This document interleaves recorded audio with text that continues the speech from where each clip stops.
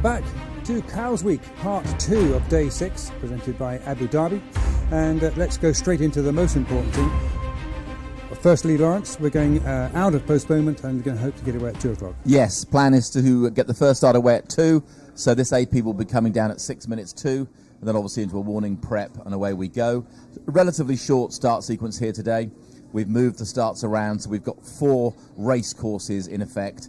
That shortens the start sequence from 2 hours 20 minutes to just over an hour in each location, and that means we can get the sequence done quicker, we can get people racing, and the next part of the regatta director's dilemma can start, and Fiona's as well actually, which is worrying about getting everybody back before the wind drops. Yeah, absolutely. Starting to the west, let's hear then what the weather has done this morning, Fiona, and update us as to what it should do. Well, I'm delighted to say it's done as it was told. We had a light northwesterly, plenty of sunshine over the mainland, so the sea breeze has come in. It turned pretty early, actually, down in the west, which is great for us. It gives us confidence that it is going to fill in. So those that are out at the west, they've had up 10 to 14 knots, occasionally up to 15 knots, so really nice steady breeze down there. It does take its time to fill in across all our race areas, but it's done that now. So we're pretty hopeful for, a good few hours worth of racing. It's not super, super hot over the mainland. So as Lawrence said, we hope it's going to stay in. Most likely it will, but we just need to make sure in case it does just dampen those wind speeds later on for those that are out maybe around 5 or 6 o'clock.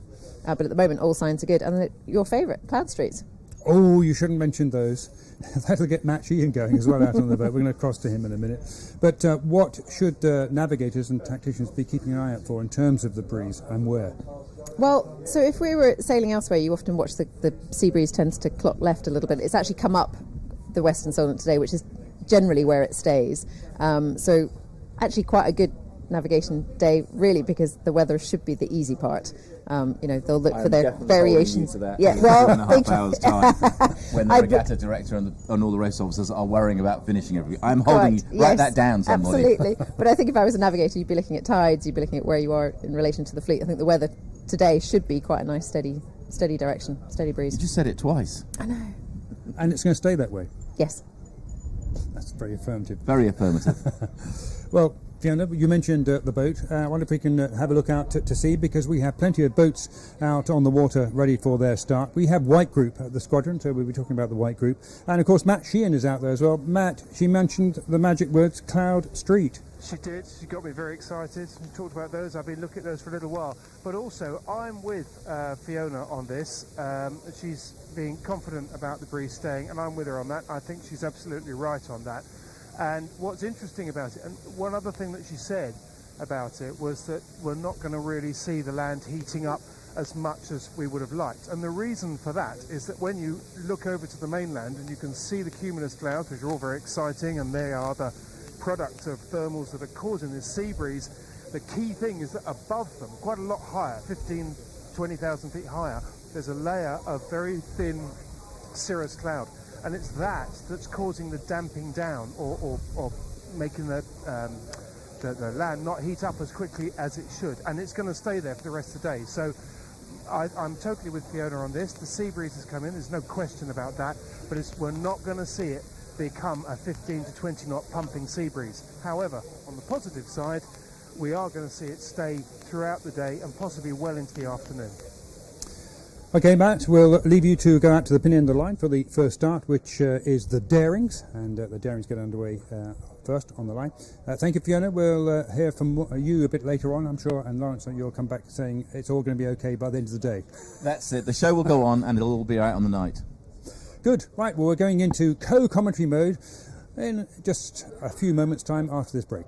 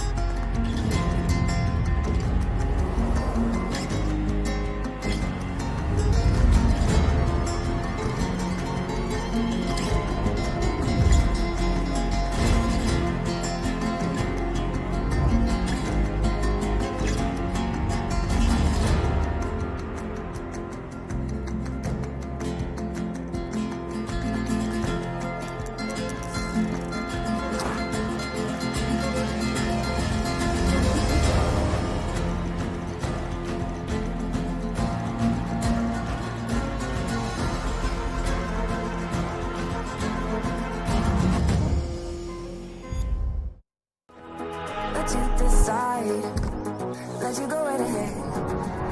Working my dreams. What you gonna do next? This is what we do best. Let us dive into the night. Going riding for my life. I can't deny it.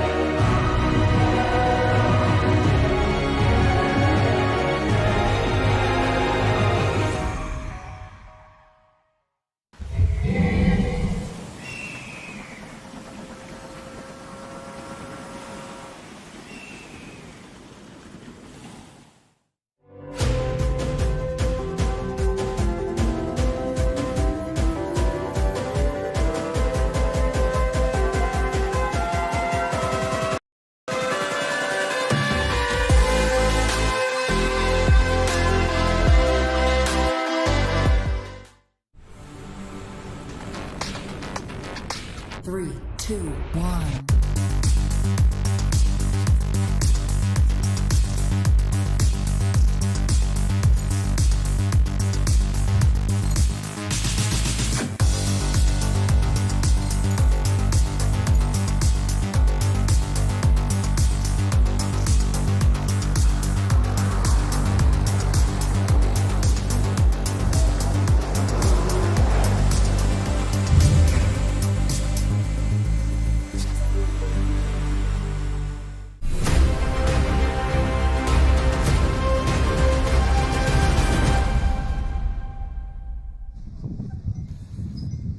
And here we have the lovely view of the Royal Yacht Squadron, the castle here at the northernmost part of the Medina, and looking fine and splendid. Plenty of people here to come and watch the racing starting this afternoon, and it's daring class, whose warning signal will be up in 21 seconds time.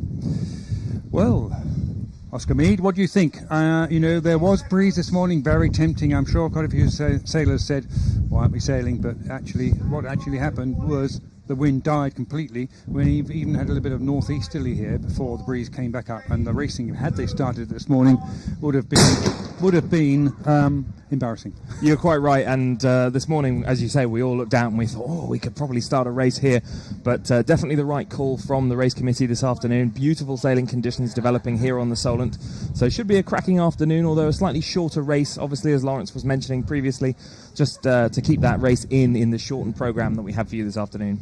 Okay, we're looking at debutante in fourth place overall at the moment in the daring class, and the leading boat to keep an eye out for is Doublet.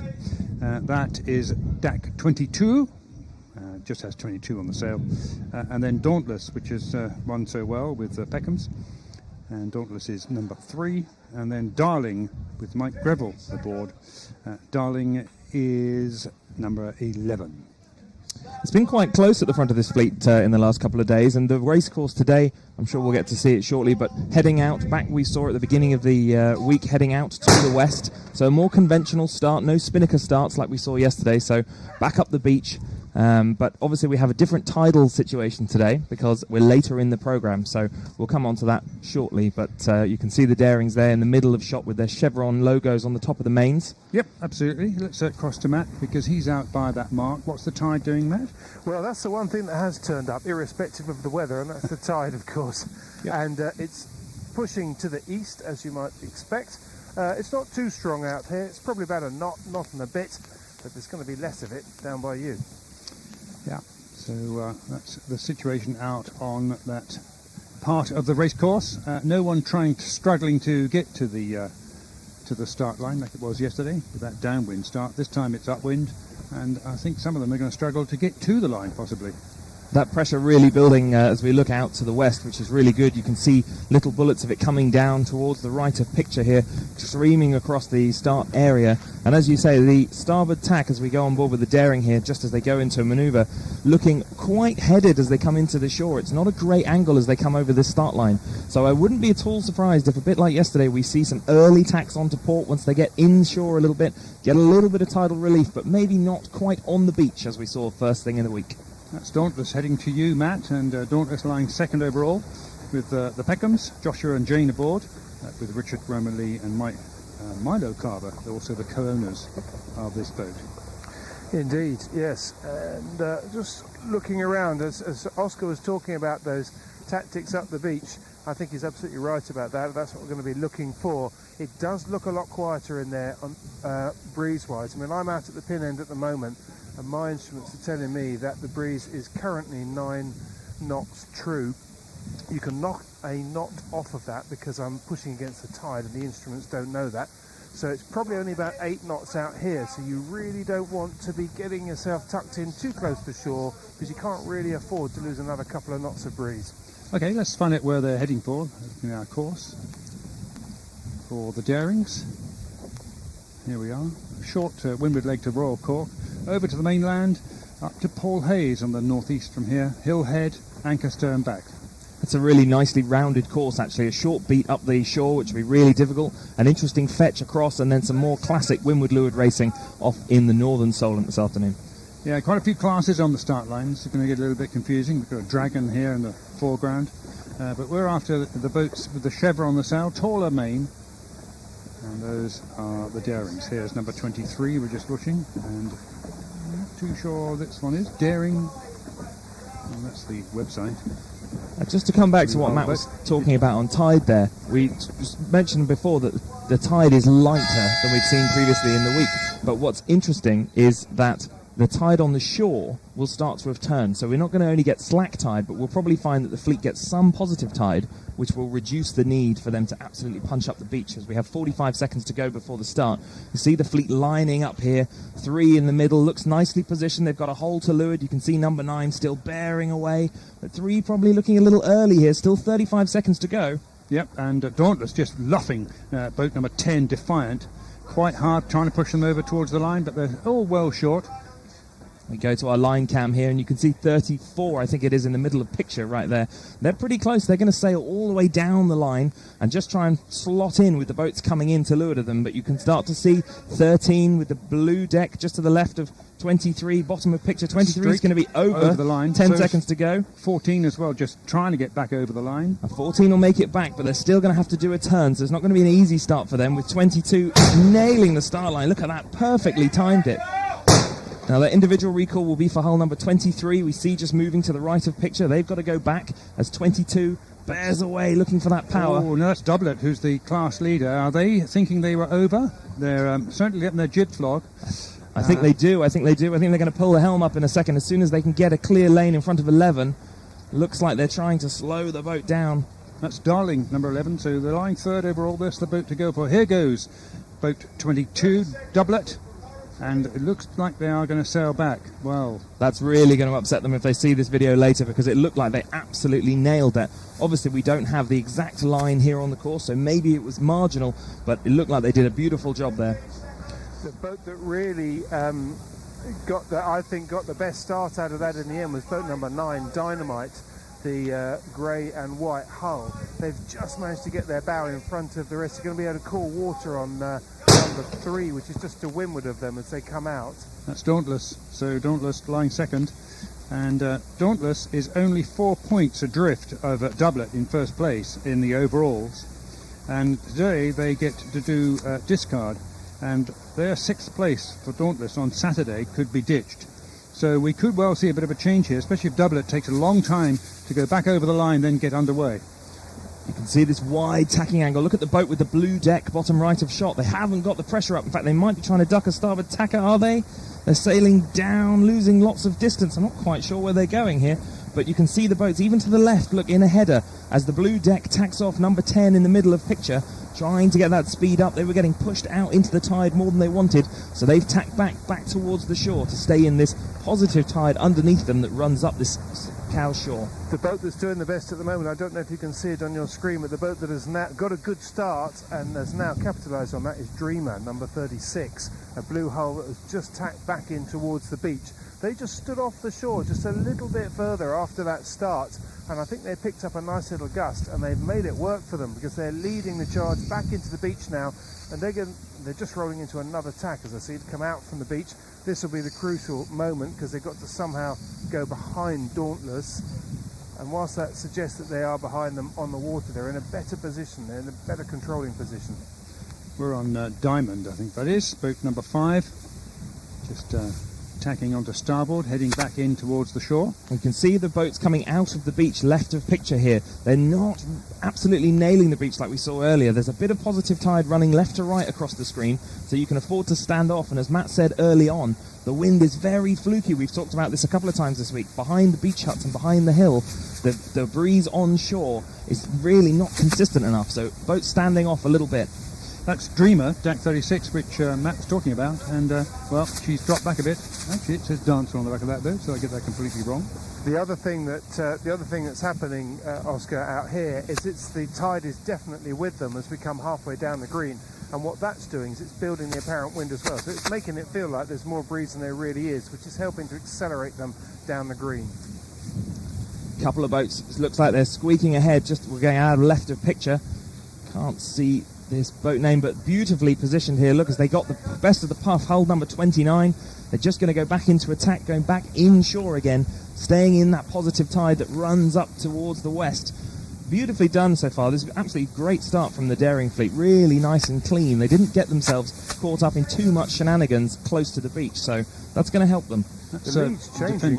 Sorry, Steve. The lead's changing all the time up here. Now suddenly it's debutante number 37 that seems to have popped out of the front and found an extra little gust there. You can see they're a bit more heeled over, and they're pushing out in this fair tide. I think they've just taken the lead. Well, we'll have to find out later on, because we're heading back to the line to look at the next class to start, and that is the Dragon. Let's take a look at their race course with 48 seconds to go, and they are doing a very similar course down to Cowes Yacht Haven, a little bit farther down to the west, up to the mainland, over to Hill Head, anchors to buoy, and back to the straight finish line. Really interesting, just to jump in there with the long leg between Cowes over to the Calshot shore there. Be really interesting to see if they're able to carry spinnakers on that, because I don't think they will, looking at the wind angle. So a bit of a challenging tactical decision. Do you come low and hoist early and have to come up at the end, or do you try and two-sail reach it? Yep, well, the Dragon's holding back all the sails, foresails, and most of them still furled, as 12 seconds on the clock. And as a port tack starter here, the grey hull boat. Going to be early though, hull number 11, and now that they haven't really got a gap, they're going to have to do a big down. Looks like 777 is over 77, and 763 in the background there. Looks like they were all over as well. So 816 here, looking quite nice, just going out of left of picture. Yep. Nicely up to speed. That's Drecky, that is actually only lying 7th, but a good start for them. 682 is Ecstatic, and Ecstatic is doing quite well. She's leading after... Yeah, but she's coming back. Look, she's eased the main. She's bearing away. I'm not convinced they were over there. I thought they'd nailed that start, but clearly they thought it was marginal, so back they go. And 761, Jerboa, in the middle of our picture. What about you, Matt? Yes, well, I'm looking at 761, Jerboa, Gavia in there, and also Blue Bottle 192 doing very well. There's really not much to separate these front four, to be honest, as they go in towards the beach. Dracky's going to have trouble as being the first boat to go in. Interesting, he's done this before. Graham Bailey on 192 on Blue Bottle decides to tack out early onto port, not get involved in what looked like being quite a big scrap as they head in towards the beach. Okay, well, we're looking at 816 Drecky going well. Now we're on the stern of 754. That's Fanfare. But the boat we're looking for actually is Bertie, who's lying second overall. Bertie is 763. So 763, not too sure where they are, but they are lying in second. They are some 7 points adrift of Ecstatic. Ecstatic again has done very well. Won yesterday, third on Tuesday, second on Monday, second on Sunday. Here we are, 763, but a fourth on Saturday. They get to discard that today, so it could all change here. But the same goes for Bertie. Bertie was first on Saturday, first on Sunday, second on Wednesday, but is counting a 10 points. So when they get to discard that, that could upset the leading boats. Now, look at the pressure building as they come up the shore here. Beautifully powered up as we go on with Blue Bottle. I think this is the dark blue hull sailing along there. Yep, third place for Graham. Positioned. Graham says he had to do a report back to the palace. Oh, really? And in the palace, he actually does give them the time codes to go and watch it on the video, and that apparently goes directly to the Queen. So put on our best viewing voices, but as we go on board here with Drecky, nicely heading back out shore, and we can see this line of orange marks that we've talked about before, these mooring buoys, just in front of Drecky's bow on the right there. Now that's sort of an easy indication of where the tide line is. If you can stay between the shore and those orange marks, you're going to be in the best of the tide. But as we keep talking about, somewhere that middle ground, you don't want to be on the beach because there'll be less water, shallow water, less tide, and you don't want to be out in the channel because the tide is actually going the other way. It's coming towards the screen as we look at it, going out to the east. Well, ought to mention Blue Bottle as well is also on 19 points overall, but they're again carrying a 10 points retired on the Sunday. So, we'll be interested to see what happens at the end of the day. But I think that's probably the Dragons for us, Matt. Getting down to the west very rapidly there too. Yeah, they certainly are. Okay, we're going to look now, coming back to the next white group to start. And this is the Flying 15s. And it's interesting to talk to Flying 15s because, men behaving badly that we were commentating on yesterday, going so well and just concentrating on winning, They've won every race so far. 5 points is their total, 1 point. And they're being chased by Forced Family Fun on 12 points. So they're doing very well. Yeah, interestingly, Forced Family Fun, which is they have got a second in every race. Yes, that's right. Well, they got a fourth yesterday, so yeah, they got a fourth. But yeah, Forced Family Fun in second. And Men Behaving Badly, Rupert Mando, you spoke to earlier, Matt, is actually leading overall as well. Here's the race course, down to Royal Cork, over to the mainland, again up towards Sampton Water, over to Ancaster and back to the straight finish line with under a minute to go. It's going to be a very different race for this class from yesterday. We saw that long beat yesterday afternoon. They had to come back fighting the tide. Much more varied. They've got a few upwind, downwind legs. So should be a bit more tactical. And again, getting out of the tide by staying over on that shore. We can see to the top left of picture, they're going to be sailing in that region this afternoon, predominantly doing their sausage leg over there. Right, 3-4-2-1 is Wild Affair in the foreground. 3-7-7-9, that's Men Behaving Badly. She hasn't got her jib out quite yet. So with 20 seconds to go, they're hanging back from the line a bit, and you can just see the jib starting to unfurl. They're going to power up here as we get to 15 seconds. That's probably nearly a timed run for Men Behaving Badly. I wouldn't be at all surprised to see them sheet on with 8 seconds to go. Here we go, expect them to go. I think they're going to be a little late here, actually. They feel like they could almost go earlier. You can see the jib still flogging, 2 seconds. Nicely done, but not quite as clean there as 3-8-1-9 in the background. Bit more speed as they start gun went there. I think they got a nice launch out of that start sequence. That's flashback, but look at the speed that Men Behaving Badly just pushes on. Again, they're out in non-dirty air, and they just seem to have the boat speed. Look at that, just sailing away from them. Gaining all the time there as we look at them sailing inshore. And significantly sailing higher than 3940, which is just behind them. And it's in their interest to do so as well. So every time he can, Rupert Mander on the helm on 3779, Men Behaving Badly, squeezes the boat up, because what he wants is he wants to get into the beach and then be able to cleanly tack away from it. And he's doing just that right now. Yes, just outpointing completely his compatriots and concentrating on his own race. So, yeah.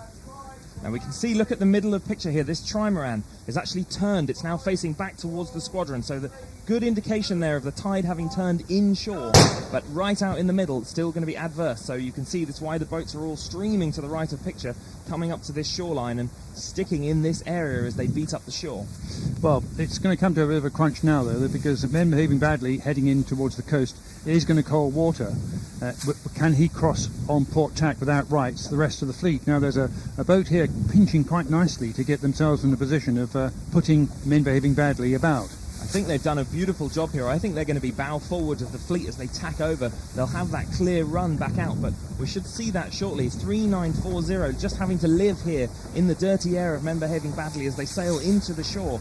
They're going to make that call, but they're going to be the first to tack back out. Now, will Men Behaving Badly cover them because they are in second place? That was perfectly timed there, because just as Men Behaving Badly was getting to the point where they needed to tack, the boat that was troubling them the most, 3819, threw in attack as well and let them off the hook a little bit.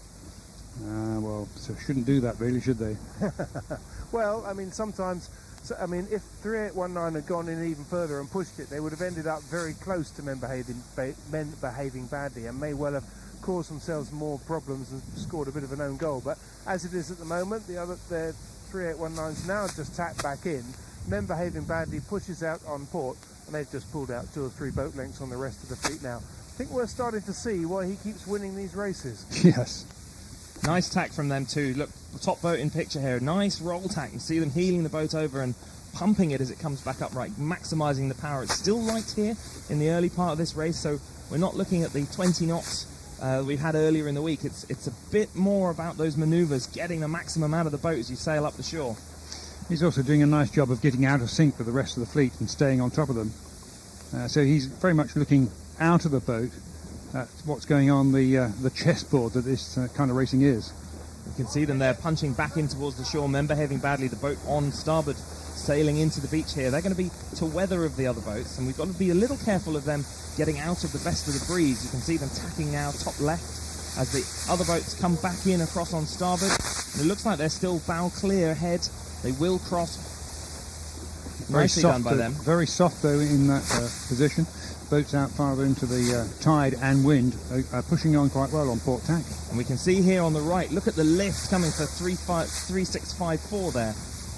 Okay, well that's the Flying 15's well underway, Matt. We look forward to seeing how Men Behaving Badly do. But Force Family Fun, just behind them, is some 9 points adrift, 8 points adrift. Okay, Bembridge Redwings now. No spinnakers on the Redwings. So in a minute and 10 to go, hopefully we'll have a look at their course. Should be a little bit different. Exactly there we can see slightly shorter leg in the middle here because the non-spinnakers, as we were talking about before, but very similar, down to Cowes Yacht Haven, across to the mainland, a sausage in the middle, and down to Ancaster, and then finish off the Scrape. So should be a nice little leg for them, and some more fetching legs rather than pure dead downwind without those spinnakers. Well, the boat we're looking for is number 46, Enigma. Mark Downer and family, well in front, with 9.5 points to count. 2 or 3 firsts for them, so they've certainly done very well. Enigma, they're followed by Quail, and Red Gauntlet 2 is in 3rd place overall, but a good lead for Enigma at the moment. A Solent local, Mark Downer, and loads of local knowledge. He's very quick as they sail around this race course. 24 seconds to go here. Look at the fleet bunching up. 4 or 5 boats to the left of the start line already. They're going to be over, and they're going to struggle to get back down. You can see the fleet here trying to force everyone up. Number 2 right on the start line, blue hull, bottom of the picture with 10 seconds to go, bearing away that jib flapping, trying to stay the right side of the line. 5 or 6 boats over. More as the start gun goes. We don't know exactly where the line is. This would be a general recall, I'm sure. There it is, general recall. I would say 50% of the fleet were over there, so not a good call from the race committee there. Definitely the right decision. Oh, there we are. First general recall. That's going to mess up timings for the rest of the fleets. Interesting to see where, given that great big gaggle, I always think it's interesting in a general recall, even when you're a competitor as well, is to just keep heading up and see where you would have ended up. And even as a sort of spectator commentator, it's interesting. I was looking out to see where Enigma was, 46, trying to find them in the middle of that gaggle in the pack. They weren't anywhere near it. They were the boat actually furthest out towards the pin end. And I just wonder whether they looked at that and thought, that is going to be a monster bun fight in there, and we'd be better off just sailing in clear air. Interesting.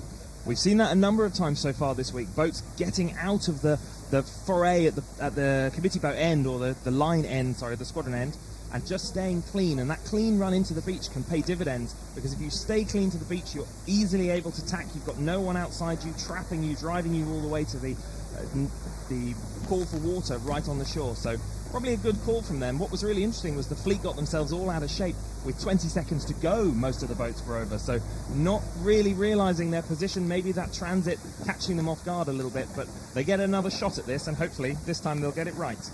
Yeah, tide's certainly running quite strongly now to the west, so you've got to hold back quite a lot more than you were watching earlier, and they paid the price there. The key, though, I mean, we talked about this right at the beginning of the week, that the tide is indeed, as you say, Steve, running to the west from halfway down the line down towards where you are at the squadron, but from the middle of the line out to the pin end, it's running the other way. So it's judging that point down the line at which you can stay as far out as you possibly dare without having the tide against you. That's the key.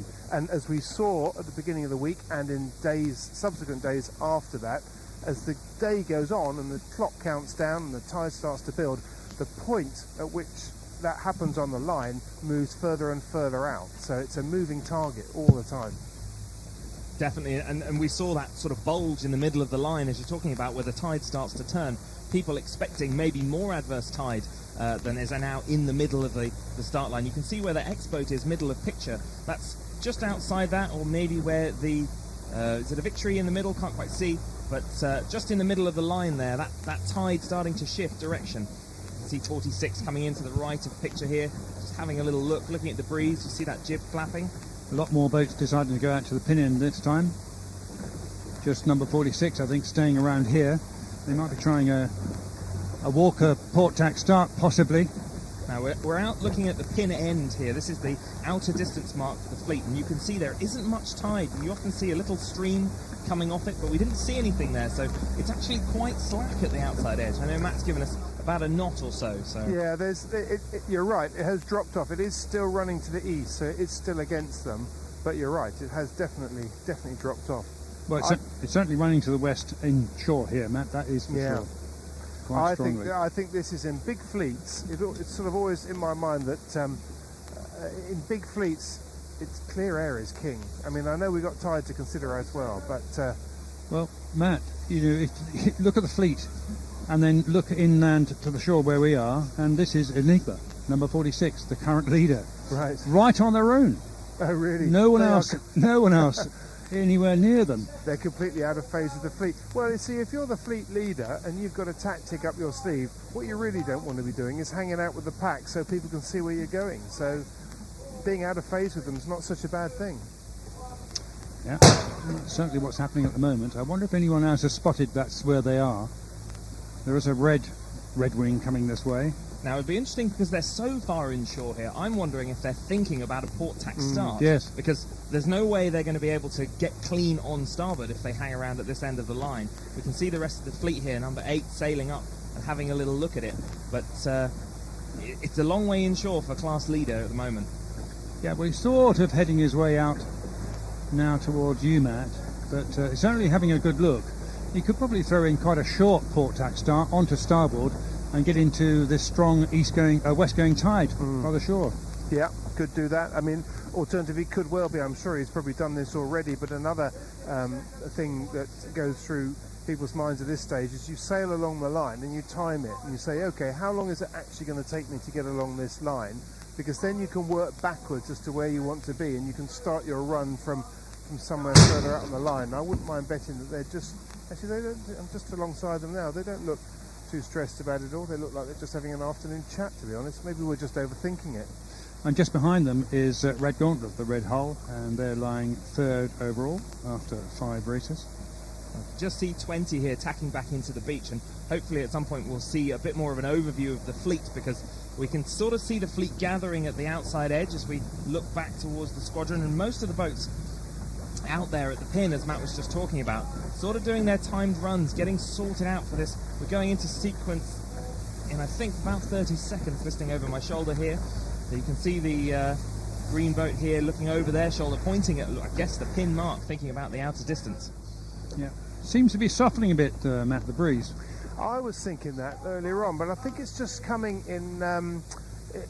the clouds that are coming up from the New Forest, and those thermal clouds, the cumulus clouds, are actually dumping breeze onto the water. So we're getting phases of breeze where the pressure comes up and then it dies down. Then another cumulus cloud comes over, drops its air on the water, and the wind speed builds. And you can see that, or I can see that rather, when I look out towards Gurnard Buoy, which is out towards the west. That's just off Egypt Point. So it's about sort of, let's say, it's 5 or 6 minutes from here. And there's whitecaps out there.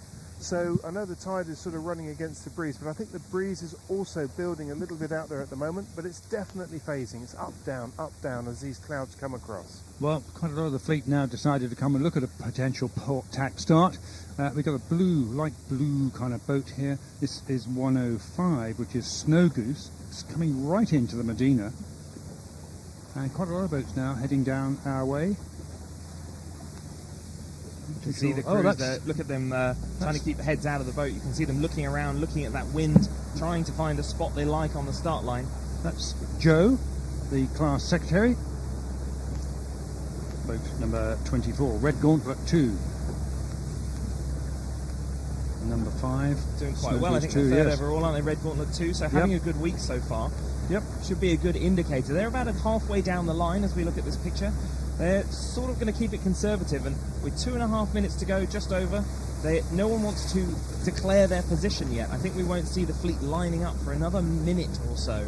With 40 seconds-ish to go, we should see that pack building again, and I reckon we'll still see 1 or 2 boats over here. They're probably going to be on top of the pack and pushed forwards by it, getting a bit overzealous as they get into that last sequence. Yes, very much so. Red Gauntlet 2, that's Joe Robertson with Annie and Belle Robertson on board, true family sailors. Quite a big spread though. Look, we've got lots of boats in the top picture here, which are outside the pin, and then the big bunch just going out of shot on the right. So these top boats are going to have to sail down and hope that no one comes across and squeezes them out with a minute to go. 1 minute to go before the 1 minute warning, as it were. So 2 minutes for everyone else, and that's Capella 2 just sailing through our picture, and number 21 in the background, Redwing in the Redwings. Now you can see 27 looks like they've made their minds up here. Main off, jib off, everything's flapping in the middle of picture. They're just trying to hold position, so they're going to have a bit of tide blowing them, taking them from right to left across the picture, but obviously the wind is trying to blow them left to right, so they should be able to hold station quite nicely. They've got to watch out for 21 on their hip here, who could roll over them and give them dirty air. 21 looks like they're going to dive underneath and maybe hook them with 1:20 to go before the start. No, they've let them off. 24 nicely positioned. The red hull right of screen. Yep. As we were just talking about. Yes, that's right. Red Gauntlet 2. Yep. Nicely positioned there. If they keep bow forwards, they should have a nice start. And now they're all heading in towards the squadron. Couple of boats. These 3 boats looking at centre of picture must be very close to the line. You can see how much further back the rest of the fleet is on the top left screen there. Really keeping it conservative, but as we said, that bunch forming at about a minute to go. You can see a few boats having to bail out early, going back. The white hull, bottom of picture, already decided that they're too early. They're going to pull the bow down. Yeah. 27 looks very comfortable in the middle here if they can get their timing right. Still 38 seconds to go, so still quite a way to run before this start line. 8 coming up, hoping to push 27 and get their bow forwards. 8 needs to keep clear wind on 27 as they come into the mark. Under 30 seconds to go, yes. Pushing up now, careful. We don't want another general recall. Well short of the line at the moment, but we're going to see a big pack of red sails coming in from the right-hand side. Just 15 seconds to go. Right at the squadron end, we should see them coming into picture shortly, is Red Gauntlet 2 that we were just talking about, third in class. They were nicely positioned under the fleet. The red hull just coming into the bottom right of shot here. Look at them up to speed. A little bit. It's going to be a little bit in dirty air here. 27 getting the best of the clear air and bow forwards. Try catch up. Not quite looking like they were fully up to speed. You can see 18 romping up inside them with plenty of speed. Yellow boat, which started so well yesterday, Harlequin. And Harlequin, I think, won that start for us down at the squadron end, Matt. I'm not too sure what you can see from your side as to who's clear ahead, but the yellow boat looking really nice going in towards the coast. Yes, absolutely. No, I'd agree with that. They've got the best start as far as getting their nose ahead. The big problem for them is getting out on port tack. But looks like Enigma, interestingly, Enigma's seen an opportunity to tack out early. Yes, on port. Come out on port. But what they're going to be looking for is a clean lane out. And it's not as clean as they would have liked. They're going to have to duck quite a few boats to come out of there, but they will get into the clear air quicker. I think that's a smart move, because if you get bound up in a tacking duel down this beach, in this tightly grouped fleet, it's going to be a whole world of pain. Yeah, well, they've had to duck a couple of boats that on the far end there, so not all for them. Yeah, sorry to interrupt. They're just coming out towards the trimaran now, and the tide is really pushing to the west quite strongly out here now, and their plan hasn't actually delivered anything just yet, but I think it will. They're in a very nice position to capitalise on it. Yeah, so we'll have to watch and see how they do. A lot of short tacking now going on, a lot of port and starboard going on near the coast here. So what was interesting, we just saw the boat we were just talking, Enigma, tacking out onto port early. And as they went out to sea, we saw that trimaran now pointing to the right of picture. So the tide fully turned down at the orange mooring buoys that we mentioned before. So now you can actually afford to stand off a little bit and stay in that positive tide behind you. So I'm not quite sure that it's going to pay. 21 here, you can see bottom right of picture, absolutely nailing it all the way to the shore. But they're now going to be in less tide than the boat standing off a little bit. And you can see them, look, they've had to tack and then do a massive duck below 30, and they're going to have to tack below the boat behind them as well. So losing all kinds of ground now in the dirty air of boat number 30 as they come back on the wind. And it's very telling that whilst you were describing that, Oscar, that Enigma came in on starboard and only went half the way into the beach and have just tacked back over to port. They know they're in the strong west-going tide. They can see the aggro and the argy-bargy that's going on down on the beach, and they think, no, don't need that. We've got breeze out here, we've got tide out here. We can go where we need to go. We can put the bow down and accelerate when we need to. Happy days. This is where we're staying, and it's paying off for them. Absolutely fascinating to watch, because with all our multiple angles it seems so clear, but on the water it's obviously much more difficult to spot. Yeah, and the boats that are going close to the coast are suffering from the wind shifts there, having to call water and slowing right up. Meanwhile, the others beating their way out. Okay, we've now moved on to the next class on the start line with just under 2 minutes to go. Be the Solent Sunbeams. The Solent Sunbeams with the V on their sail. And let's take a look at their course. here it is, pretty much similar. Going to the Royal Cork Boy, just to the west, over to the mainland by Leap Shore, up to Paul Keys, down to Williams Shipping, over to Hill Head, around Ancaster, and down to the Mark. Ancaster certainly getting a lot of love, isn't it? Getting Yesterday a lot and today, of views this week, yeah. Yes. Yesterday, obviously, this was all a downwind turning mark, so completely changed this today. Because second-hand boats are going very well. Yeah. You can see we've got 1 minute and 20 to go, just under, and the fleet's starting to get themselves into position. So a little bit early, I think, for actually lining up. You can see 64 in the middle of picture here. That's Maisie, quite nicely positioned. She's got a nice big hole to leeward. She can afford to bear away and sail into it to get some speed. Boat number 70 with a flapping main to the right of shot, just coming in and starting to plug that hole to leeward. Bit of a contention in the overalls at the moment, because Danny is in first place, V26. But Roger Wickens, that is. But Becky Wickens is on Sky in second place. That's V68. So a little bit of family rivalry going on here. And that's really close, because yesterday, when we were doing our commentary, it was the other way around. Sky leading Danny. So those two having a great battle this morning. Or this week, I should say, as we have 30 seconds to go before the start. You can see boat number 12. The boats to the right of shot a little bit late. You can see them sheeted on already, coming towards the line. The early boats, everyone actually quite late here, being quite conservative. You can see the line graphic just going through the blue cruising boat, middle of picture. So 14 seconds. Start to see some boats. It looks like the red hull can start to come up. They've got 9 seconds to go. They're going to be quite conservative. Yep. Now, who's going to get the best of it here? It's about getting the maximum pace. The gun goes. All the fleet's clear. quite late together. That's the interesting bit here. 47 47, doing yep. well. Kitty. Nice start for them. They've in clear air. As long as they've got a hole to leeward, this side of them, they can afford to bear away and build some speed and really get going. But 26, Yep, bottom that's left Danny. of picture. Danny absolutely flying out of the blocks. Look at them as they go. Yeah, and well, that explains how they're doing. On their hip is boat number 25. It's Query, and 30 also a little bit farther over. But Danny off to a good start there. Now, where is Sky V68? Can't see them on our screen here. She's 2/3 the way out on the group, so she's only got 4 boats to windward of her. They're a little bit behind the main pack. They didn't get the best of starts, but they are in clear air, and so they have got the ability to just pick their way down this beat, and I think that might well actually count for more than it might before.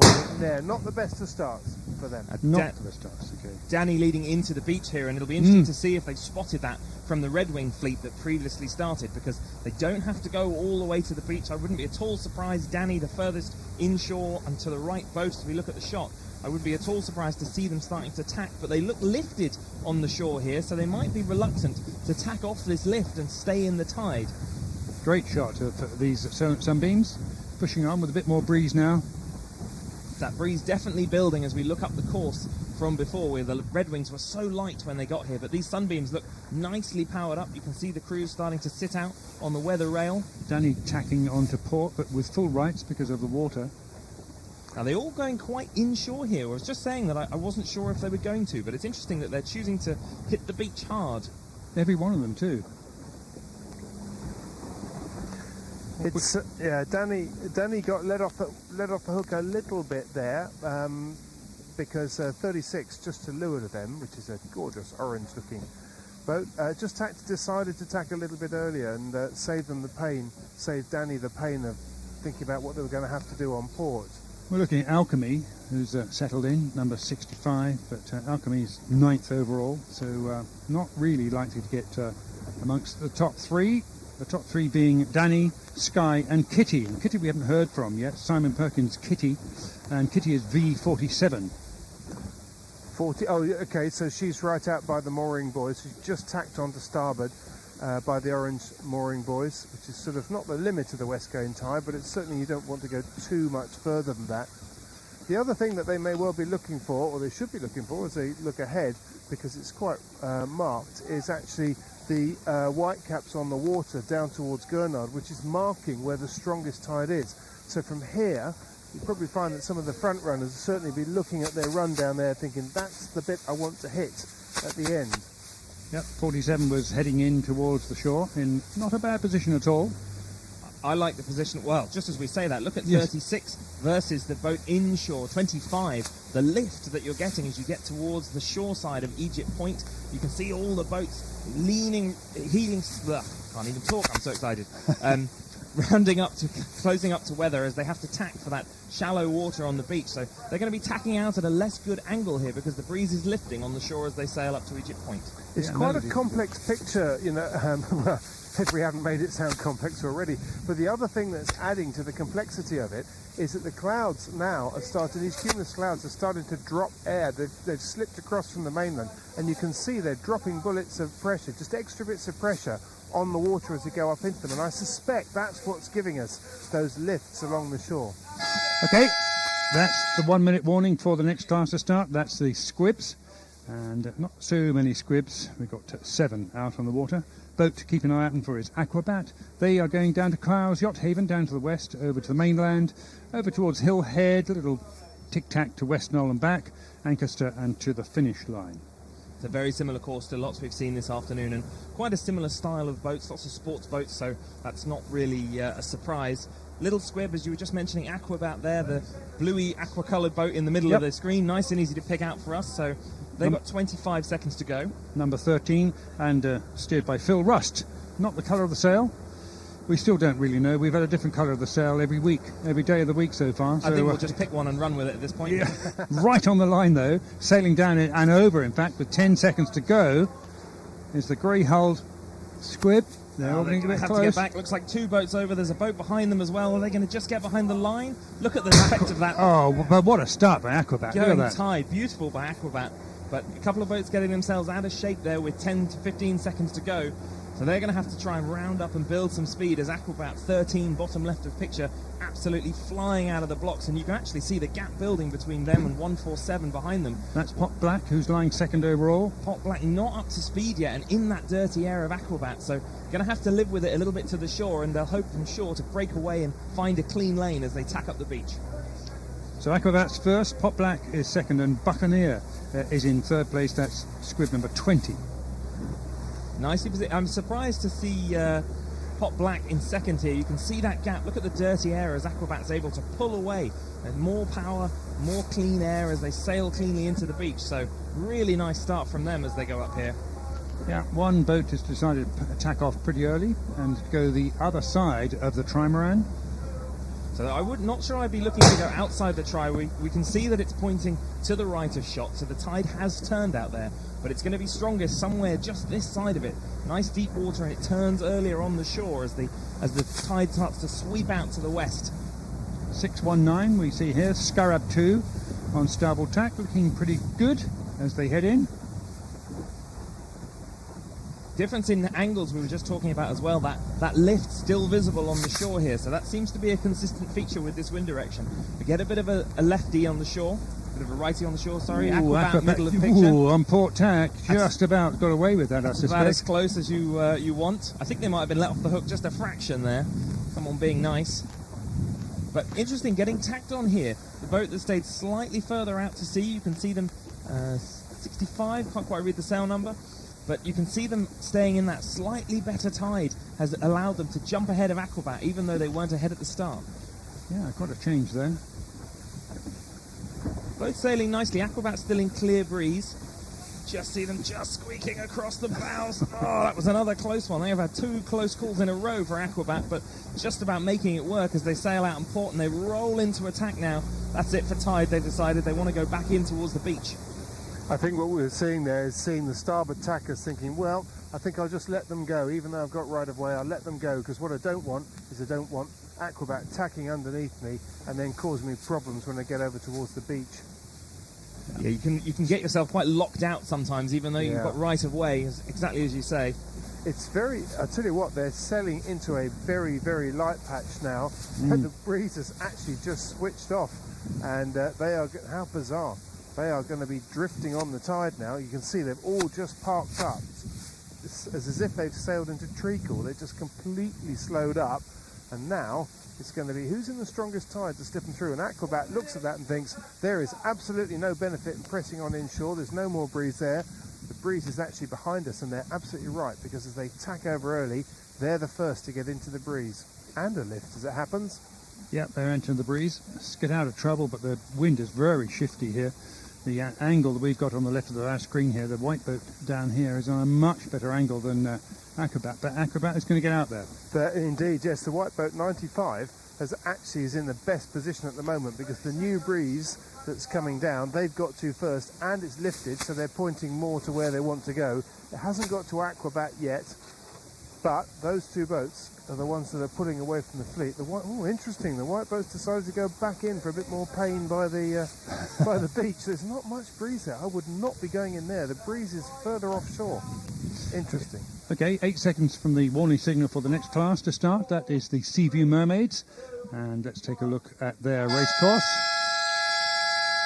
We suspect their race course is very similar. Yeah, going down to Royal Cork to the west, over to Greenings, up to Paul Hayes, William Shipping, Hill Head, Ancaster, and back to the finish. Just staying really in the central Solent and staying safe, I think, for the race officers. They really are, but what's also interesting, we haven't talked about, is there are some deep shipping channels that run right through the middle of that racecourse. There's one that runs left to right across the screen, and one that runs up from south to north, which is the inbound for Southampton Water. So some quite tactical choices to come up. We've got 30 seconds to go. We can see the fleet has formed.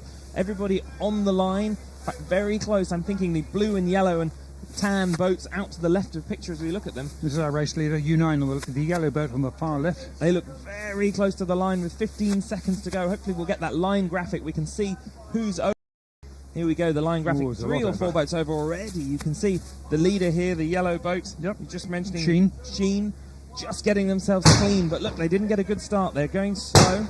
The green boat, I think, over, the light blue and the white in the background. So a couple of boats having to untangle themselves. U6 looking like they're getting really nicely launched here. Plenty of pace as the gun went. Rosemary. And U10 as well, Adastra.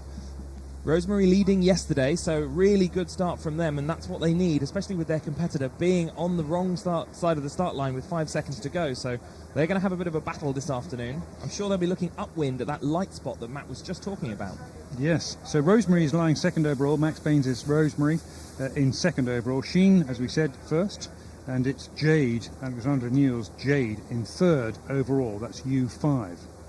Those two swapping places, Rosemary and Sheen, as of last night. So Sheen getting the best of it, but it's another day, another race on the Solent. Rosemary can claw it back here with this beautiful start. You see them left of the picture leading into the beach.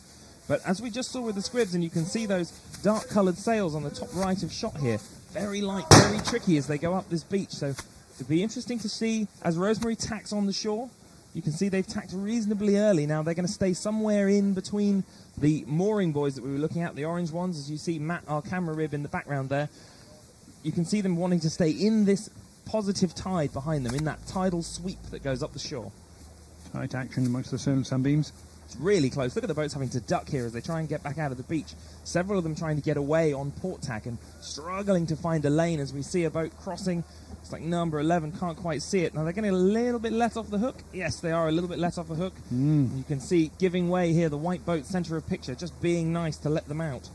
Yeah, it's quite tight at the top as well, because there's 14 points for Sheen, but just 2 points behind them overall is Rosemary, and then another 1.5 points after them, 17.5 points, is Jade. So it could be all different by tomorrow, because after today they have a discard, and I see a 6th and a 7th for Rosemary that could help them gain places over Sheen. So all to watch for, but there again, Sheen has 7 points to ditch.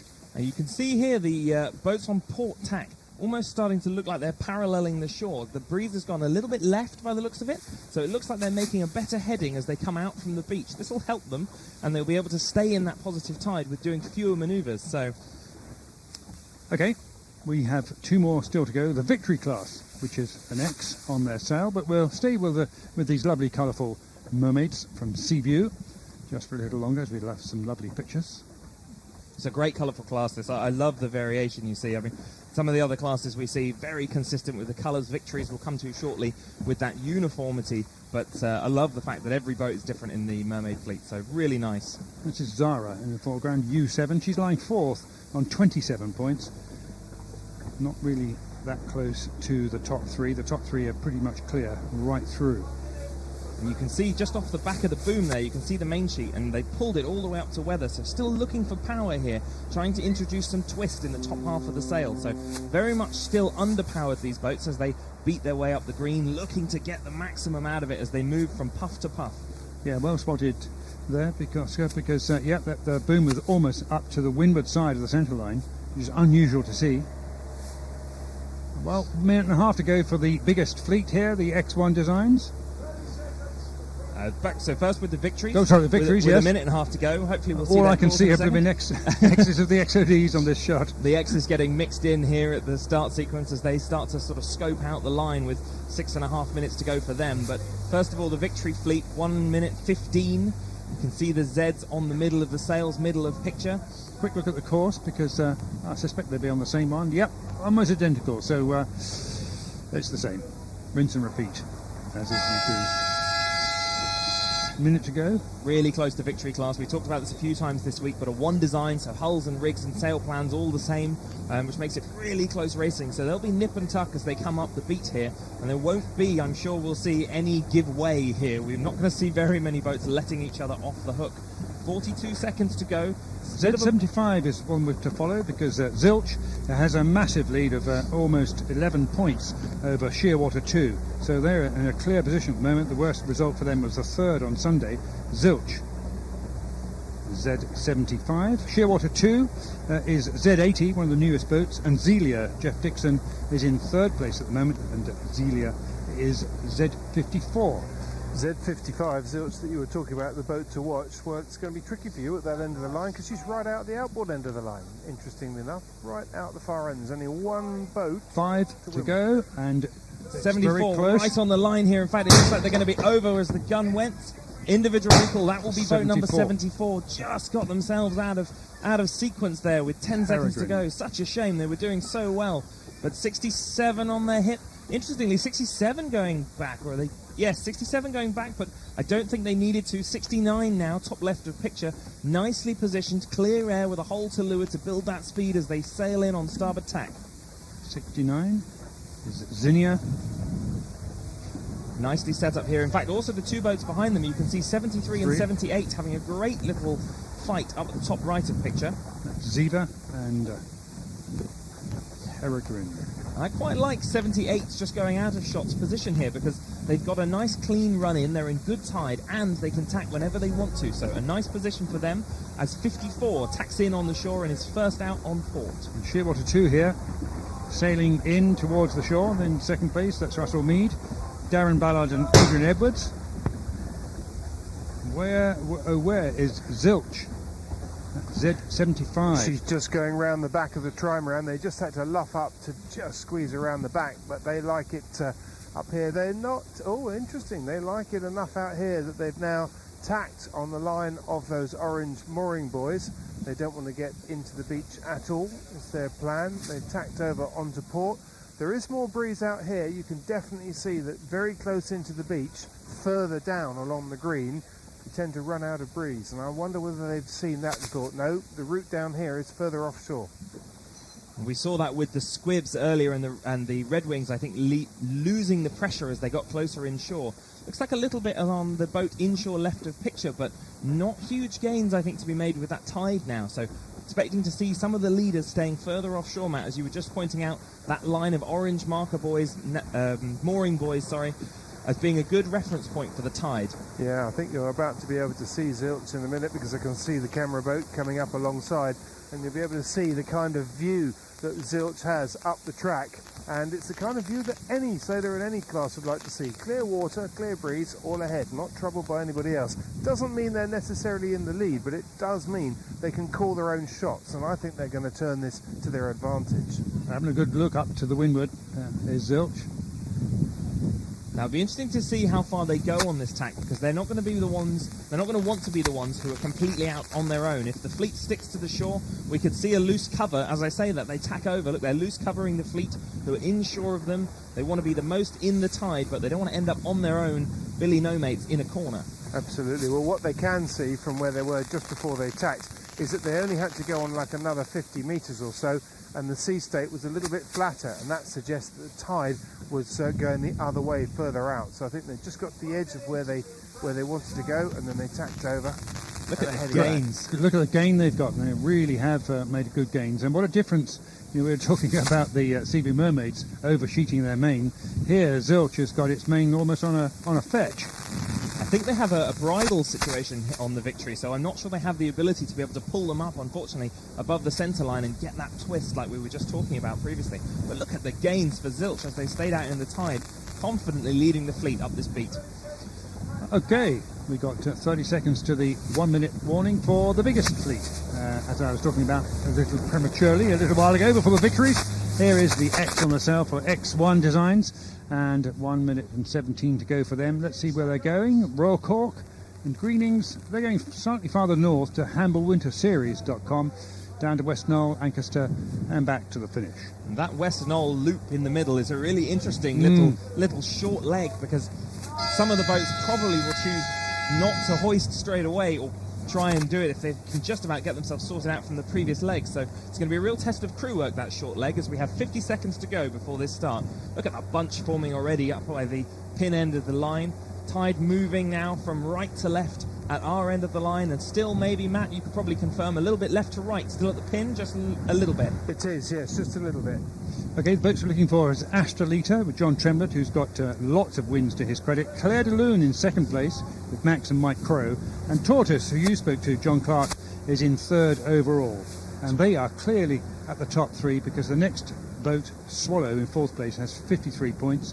Tortoise is on 24. Now 165 with 15 seconds to go, looking very early. I think they're going to be over here. Tortoise not getting this right. 73 also getting swept. You can see the fleet moving out to the left. This could be another general recall. It's going to be messy. To go. Many boats at the far end. In fact, I'm sure this will be a general again. And there it is, general recall. A large gaggle of boats right at the pin, getting way early with 10 seconds to go. There was no chance of them being able to bear away. No holes with which to get themselves back down behind the line. Matt, who do you think came out best at your end there? Well, at this end, I think it was actually 165 that actually looked pretty good to me. There's a couple that could have come out well. I was looking for John Tremlett in Astrolita 91, and he started midway in the pack. He had clear air and he was going at speed, but it was going to be tricky for him to extricate himself. When he tacked over onto port, he was going to have about 10 to 15 boats he was going to have to get across, so it wasn't going to be a clean start by any chance for him. But 165, oh well, that's John, isn't it? Yes, it is, exactly. Yeah, no, he got a very, very good start there. I thought he was, but of course it's easy to say that, but I think he was one of the bad boys who was over the line anyway. So it was the first one. He was the first one over the line. Easy to look good if you just jump the gun. It is. As we out to the left of picture here, we can see some of the boats have continued to go upwind. So everyone having a bit of a free test beat here almost to try and reposition. And it'll be interesting to see as this formation re-begins with another minute to go. They're going to have to go back into sequence here for a restart. As they come back in, it'll be interesting to see if that gaggle builds again right out of the pin, or we might start to see some boats a little bit further inshore thinking about that port tack, thinking about a clean run off the start line. Well, I think when it comes to thinking about tactics and strategy, one of the boats that might be worth keeping an eye on is 166 Swallow that you were talking about, Steve, earlier on. Yeah. And that's got Ben McGrain on board, who is, in the dinghy world, certainly one of the rock stars. And he's also got Russ Clark on there as well. And they were the only boat I saw out of the X-Boat fleet 20 minutes ago. They sailed all the way down to Gurnard, and they were looking at every bit of tide, every bit of breeze, talking all the way down. And they have been working out, I know those two quite well, and that's how they operate. They go and just figure out what's going to happen. They walk the course to the nth degree before they go, and then they make a plan, and off they go. So I'd be very interested to see where they go. Of course, the plan is actually the first thing that goes for a ball of chalk when things go a little bit pear-shaped. We're looking at 91, Astrolita, the current leader, by a long margin, on 19 points overall, a sixth, a first, a second, a fourth, and a sixth. And they can afford to ditch a sixth after today. Claire de Lune is on 23 points, 4 points adrift of them. Now you can see the fleet starting to head back towards the starting area, but the tide against here in the middle, so you can see a few boats having to work reasonably hard with the wind behind them, slowly making their way. They'll appear from left of picture. Those boats that have gone up the green a little bit to do their practice beat, having to sail all the way back, but they do have time. We'll go back into another 5-minute sequence here, so we'll get a full 5-minute run. Yeah, slowly making their way back, as you say, a bit of a free check of the upwind part of the course. Mind you, I suspect this time around there's going to be the U flag up. Is it the U flag? I saw it on a previous start after the general recall, and which will probably mean that put extra pressure on them in that I'm not sure what the penalty is actually, I was just trying to find it, but if you're on the course side of the start line within 1 minute of the countdown, then sometimes you have to round the end, sometimes if it's black flag you're disqualified, and sometimes it's a time penalty, and I'm not quite sure which of those. Well, it's not a black flag, I know that. It'll be interesting to see if they run that. This being the last start of the day, they have a little bit more wiggle room than some of the earlier starts, which can't afford to ruin the programme completely. But yes, we have to keep our eye out for that, and hopefully, Matt, you'll be able to see that at your end, because I can't quite see that from our commentary box. No, it's actually above that, it's on top. Let's have a look, just seen the gun. That'll be that's the general. That's the AP down. Sorry, not the AP, the first substitute down. That's the general recall down. That'll be a minute before they go into their next sequence. There's 2 flags ready to unfurl up there, Matt, so you could well be right. Yes, I think they're going to put some kind of penalty on them. I mean, it's nearly tea time, for goodness sake. You can't hang around here all afternoon. It is nearly 3 o'clock too. We have probably a minute. So we've got a half a minute to go for what is the 5-minute gun for the restart of X1 design. Boat numbers we're looking for: Astrolita, which is number 91. That's the important one, with John Tremlett in there. Claire de Lune, Max Crow and Mike Crow, and Claire de Lune is number 33. And then Tortoise, John Clark, which you mentioned a little bit earlier, Matt. And Tortoise is X165. And we come up to the gun. There's the gun for 5 minutes then. Counting down to the last start, part 2.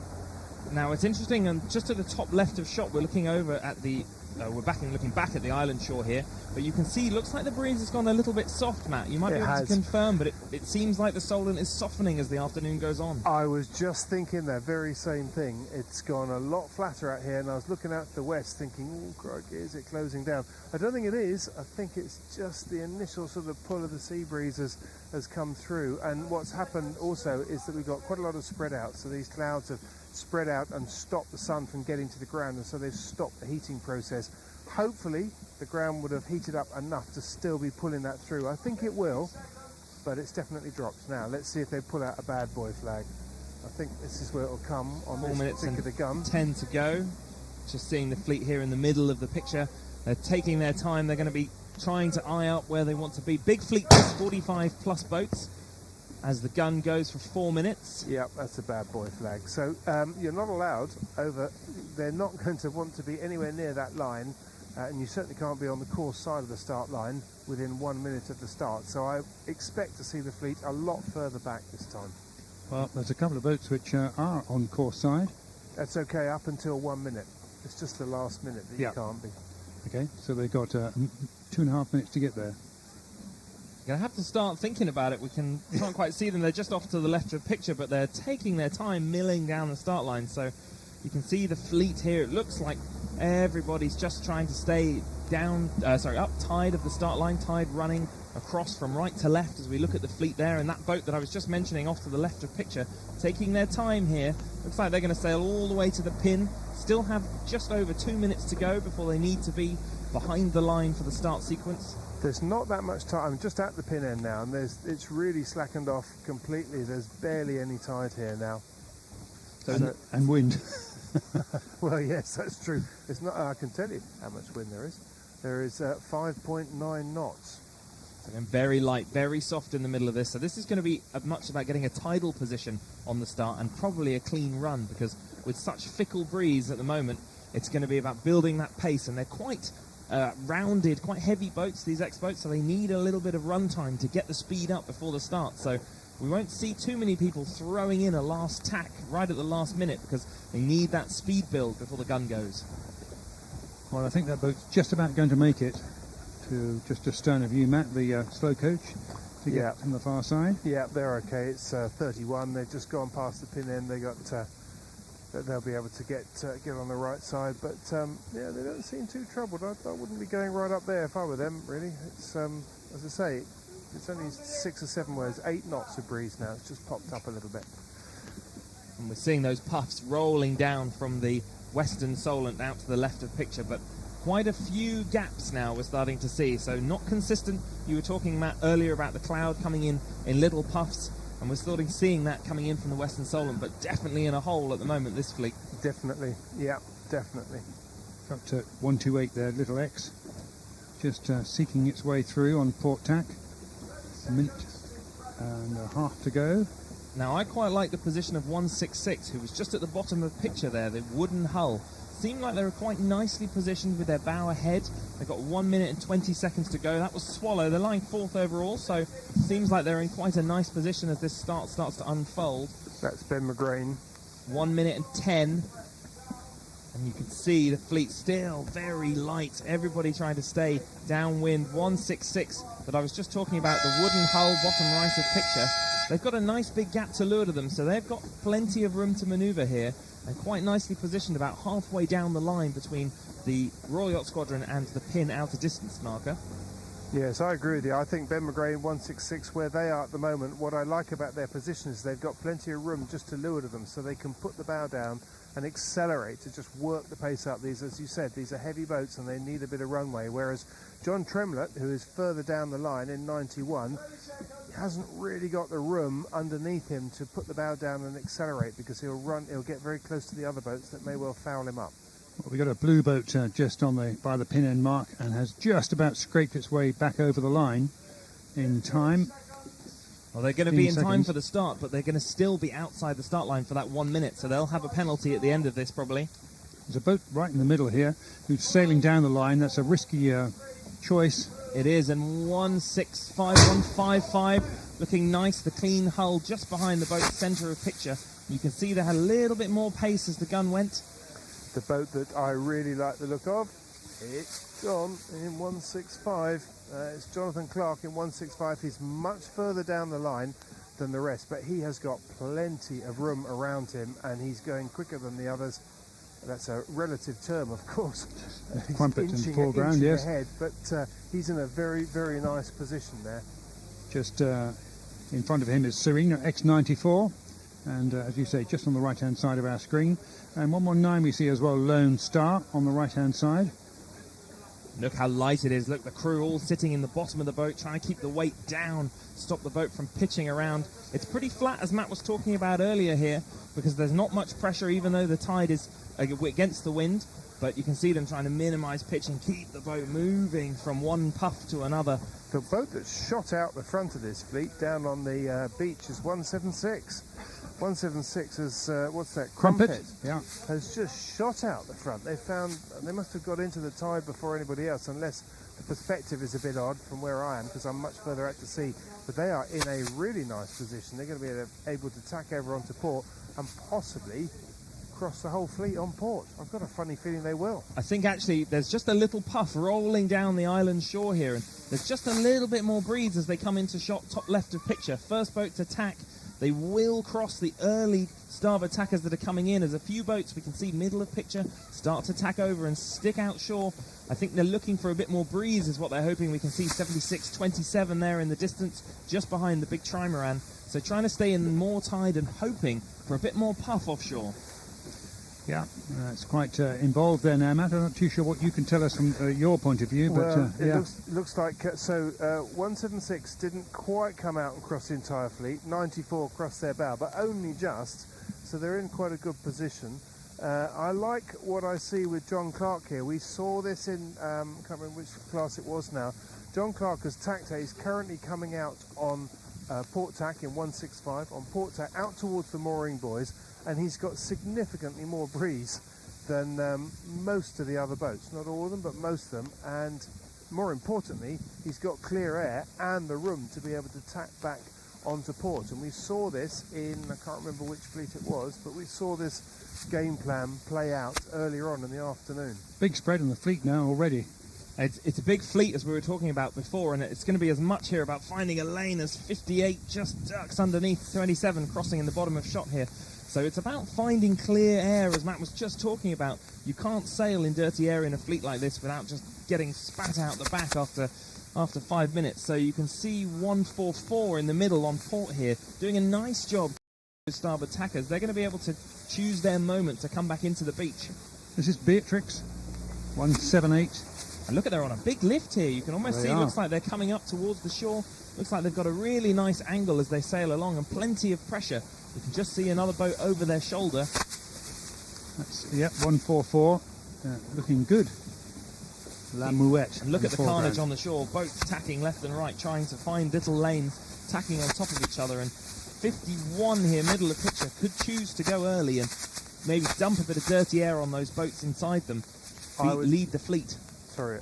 Go ahead, Matt. I was just going to say, John Clark. I was just looking up at John Clark. I'm not quite sure what images you've got. He has stolen a huge march on the rest of the fleet. He's coming back into the beach on starboard, and there's just no one around him. Yep, that's John Clark in Tortoise, 165. A much better start this time. We know they were one of the earlier boats to be over 165 in the previous start, so definitely getting it right as they shoot up the beach. And we're looking at 186. 186 is Phoenix, and Phoenix is not in the top 10, so we'll leave them to be in their race. Well, that's the X1 designs, the last start here on the squadron line, and it should be the last starts for all the other fleets out there. They're now well and truly underway in their races, and we see the opportune passing of Delta Tank, one of the big tankers coming up to Southampton Water, nicely timed to get out of the way. So that's about it. Yes, Matt, thank you for your expert opinion out there and commentary out on the far side of the start line. And, well, Oscar, great to see this starting finally. There's a big sigh of relief from the Medina when the postponement went down, that's for sure. I tell you what we were going to briefly mention, and that is, of course, that tomorrow there's discards to count. It's all going to be a little bit different tomorrow.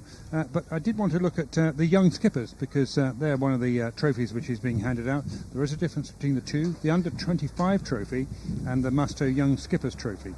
And in the Squibs, it's Kestrel with Charlie, Tom and Harry White, who are the under-25s. That's the whole crew. And doing well. Sumo in the Etchells is in second place, and Trouble and Strife in the SB20s is in third. And just talking about those under-25s crews, the whole crew under-25, which is really good to see. Some of the classes having really strong youth programs. The Etchells that you mentioned, Sumo in second there, have got a great youth academy getting people into sailing. So really nice to see some really competitive under-25 sailing at Cowsweek. And then there's the Musto Young Skippers, which is Andaxi in the contested 32s. Currently, they've had a first, a second, a fourth and a second. So good performance by Donna and Martin Rouse-Collin with their young skipper. Second in Club Cruiser White is Veritas. That's Carl Hentges. They're second of the Musto Young Skippers. And Kestrel and the Squib. So we're looking at those figures. That's good. And we'll see those tomorrow. And finally, just briefly, we do want to look at the overalls. And here are the overall results for the week. Overall results for the week. Looks like White Group being led by men behaving badly. We've talked a lot about them today. Flying 15s. Really impressive straight run of bullets. Jenny from the Sonar class, followed by Doublet, the Daring that we talked about earlier. So really nice mix of sports boats in White Group. And Black Group being led by Ziggy. We've talked about them quite a lot from IRC 7. And yes, IRC 2 sailed by Adam Gosling and crew from yesterday. Really nice, really close to the top. Only 2 and a bit points separating those two. Some average points because of multiple races there. And then Scherzo of Cows, IRC 6, a classic long designed keel. So really different designs being shown all across the top 3 here, which is really good to see. And Whooper, which we mentioned a lot yesterday because the lovely old wooden boat with the carbon sails, they're on 10.95, so the difference between 8.9 out and 10.95 points very close. So the Black Group is really still wide open. Well, Oscar Mead and Steve Angstler up here on the squadron line. That's about it, as we see the X1 designs now disappearing off to the west and their racecourse. Thanks to Matt as he's coming back in. We'll be back tomorrow for the last Musto moment, Musto morning briefing I should call it, and we look forward to that at 10 o'clock. And don't forget results here, and the best little bit of the day, of course, is today at Cows, and that's on YouTube a bit later on.